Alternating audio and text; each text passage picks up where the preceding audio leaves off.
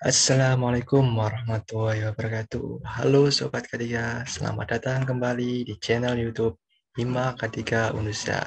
Oke, sebelumnya perkenalkan nama saya Rama ya. Nah, di sini kami akan mempersembahkan Talk About Safety episode yang kedua.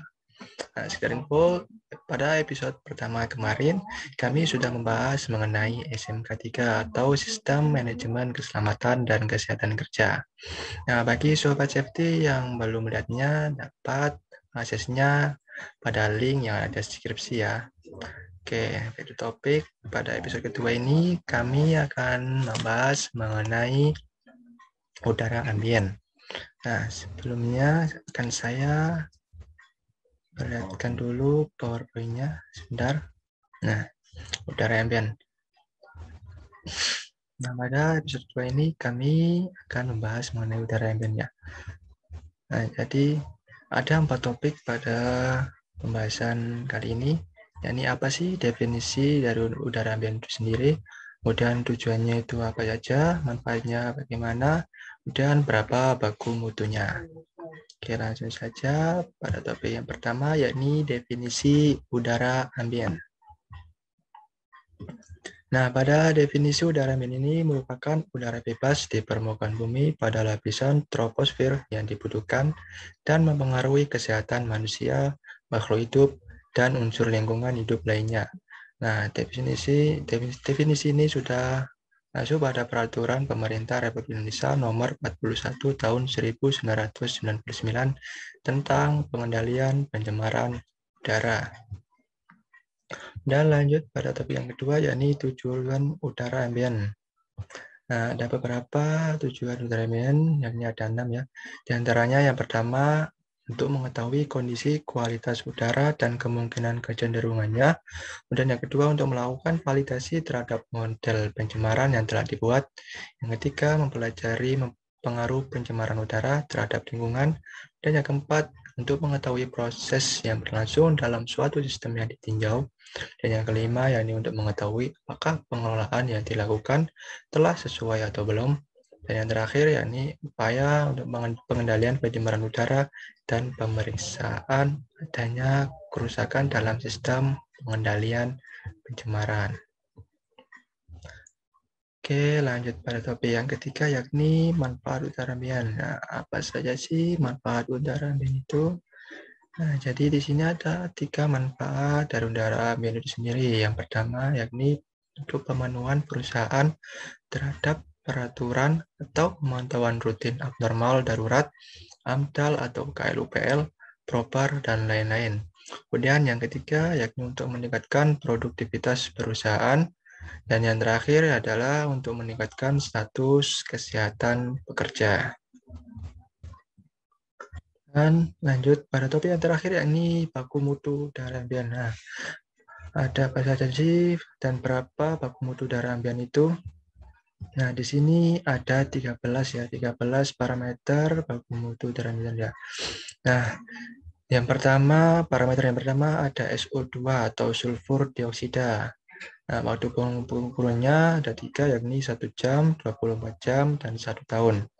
Dan diperoleh baku mutu sebanyak 900 mikrogram per normal meter kubik dan 365 mikrogram per normal meter kubik dan 600 mikrogram per normal meter kubik. Kemudian analisis metode yang digunakan yakni menggunakan pararosanilin dan menggunakan alat spektrofotometer. Dan parameter yang kedua ada karbon monoksida atau CO. Waktu pengukurannya masih sama, yakni 1 jam, 24 jam, dan 1 tahun. Dan diperoleh baku mutu sebanyak 30.000 mikrogram per normal meter kubik. Dan 10.000 mikrogram per normal meter kubik. Kemudian analisis metode yang digunakan yakni menggunakan NDIR atau non-dispersive infrared. Kemudian menggunakan peralatan NDIR analyzer atau non-dispersive infrared analyzer. Dan pada parameter yang ketiga ada NO2 atau nitrogen dioksida. Waktu pengukurannya masih sama, yakni 1 jam, 24 jam, dan 1 tahun. dan diperoleh baku mutu yakni 400 mikrogram per normal meter kubik, 150 mikrogram per normal meter kubik, dan 100 mikrogram per normal meter kubik. Analisis metode yang digunakan pada parameter ini menggunakan Saltzman, dan peralatan yang digunakan yakni spektrofotometer. Dan parameter yang ketiga ada O3 atau oksidan. Waktu pengukurannya yakni 1 jam dan 1 tahun, dan diperoleh baku mutu banyak 235 mikrogram per normal meter kubik dan 50 mikrogram per normal meter kubik. Analisis metode yang digunakan yakni chemiluminescence, dan peralatan yang digunakan bersama yakni spektrofotometer. Kemudian pada parameter yang kelima ada Hg atau hidrokarbon. Waktu pengukurannya hanya 3 jam ya, dan dapat diperoleh baku mutu sebanyak 160 mikrogram per normal meter kubik. Analis metode yang digunakan yakni menggunakan flame ionization dan menggunakan alat gas kromatografi.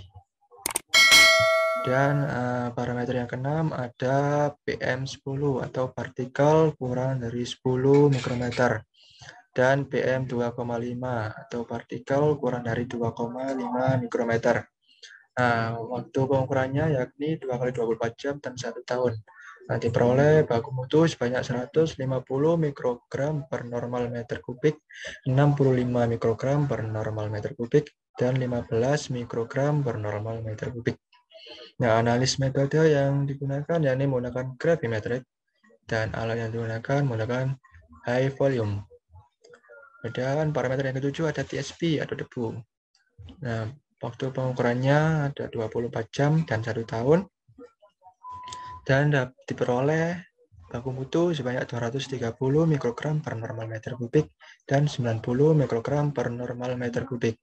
Analis metode yang digunakan masih sama yakni gravimetrik, dan alat yang digunakan juga masih sama yakni high volume.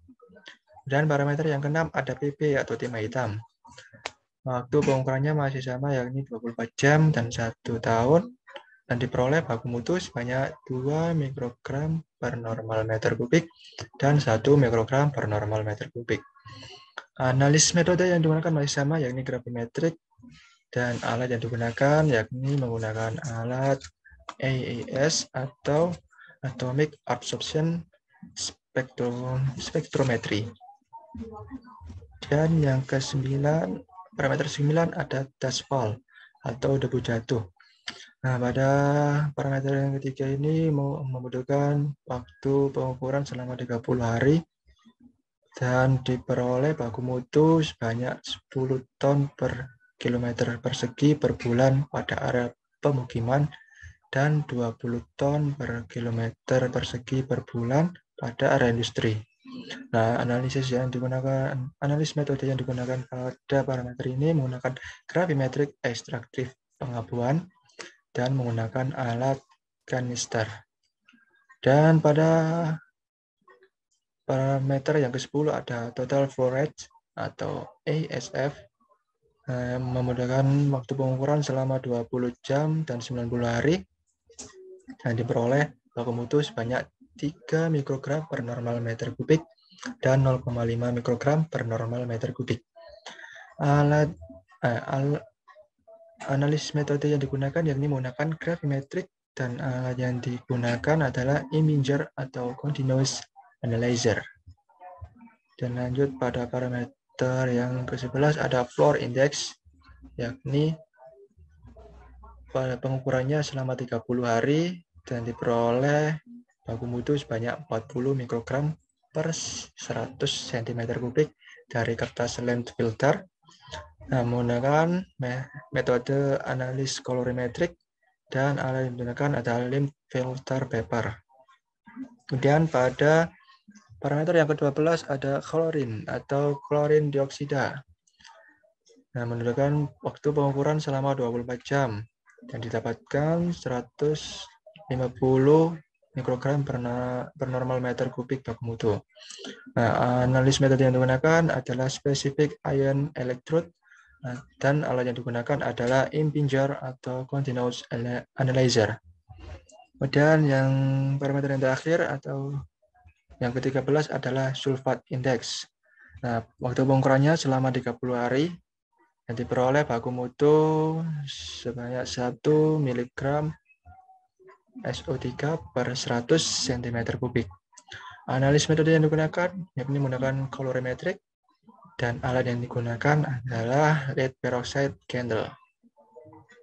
Nah, di sini ada catatan pada parameter yang ke-6 tadi, yakni parameter PM10 atau PM10 tadi, atau partikel, 10 mikrometer, dan PM2,5 atau partikel kurang dari 2,5 mikrometer. Ini mulai diberlakukan sejak tahun 2002. Kemudian parameter yang mulai dari nomor 10 sampai dengan nomor 13 ini hanya diperlukan untuk daerah atau kawasan industri kimia dasar. Nah, contohnya itu seperti industri petrokimia dan industri pembuatan asam sulfat. Sumber dari materi ini kami ambil dari Peraturan Pemerintah Republik Indonesia Nomor 41 Tahun 1999 tentang pengendalian pencemaran udara. Baik, terima kasih. Sekian yang dapat kami sampaikan. Lebihnya kami mohon maaf. Sampai jumpa di Talk About Safety episode ketiga. Nah, di sini saya Rama pamit undur diri. Wassalamualaikum warahmatullahi wabarakatuh. Salam ketiga.